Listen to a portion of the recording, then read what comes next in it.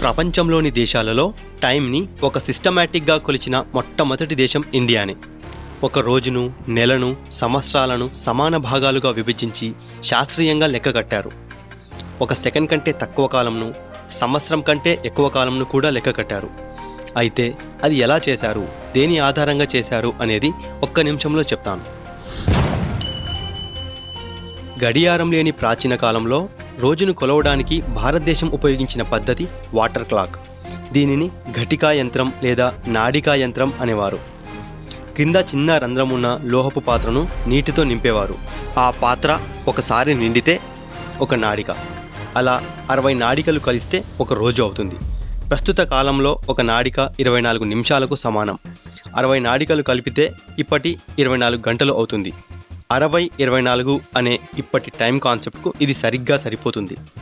ఇక నెలను కొలవడానికి చంద్రమానంను ఉపయోగించారు. చంద్రుని ఆధారంగా ఒక పౌర్ణమి, ఒక అమావాస్య కలిపితే ఒక నెలగా కొలిచారు. ఈ చంద్రమానం ప్రకారం ప్రస్తుత నెలకు 29.5 రోజులు ఉంది. ఇక సంవత్సరంను కొలవడానికి సూర్యుని కొలమానంగా తీసుకున్నారు. సూర్యుడు ఒక చక్రం పూర్తి చేయడానికి పట్టే కాలం ఒక సంవత్సరం. ప్రస్తుతం ఇది 365 రోజులకు సరిపోతుంది. అంతేకాదు, ఒక సెకండ్ కంటే తక్కువ ఉన్న అతి చిన్న కాలంను కూడా కొలవడానికి త్రుటి, లవ అనేవి ఉపయోగించారు. ఒక సెకండ్ను 30,000 భాగాలు చేస్తే ఒక త్రుటికి సమానం. అంటే అంత చిన్న కాలంను కొలవాలనే ఆలోచన అప్పట్లోనే ఉండింది. సంవత్సరం కంటే పెద్ద కాలంను కొలవడానికి యుగాలు అని పిలిచారు.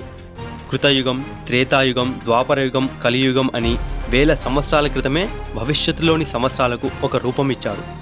అసలు టెక్నాలజీ చదవని వందల సంవత్సరాల క్రితమే ప్రకృతిని చదివి ఈ విషయాన్ని కనిపెట్టిన భారతీయ విజ్ఞానం ఎంతో గొప్పది. ఇండియా ప్రపంచంలోనే ఫస్ట్ అనే ఈ కాన్సెప్ట్ను నా నెక్స్ట్ వీడియోలలో కంటిన్యూ చేస్తాను.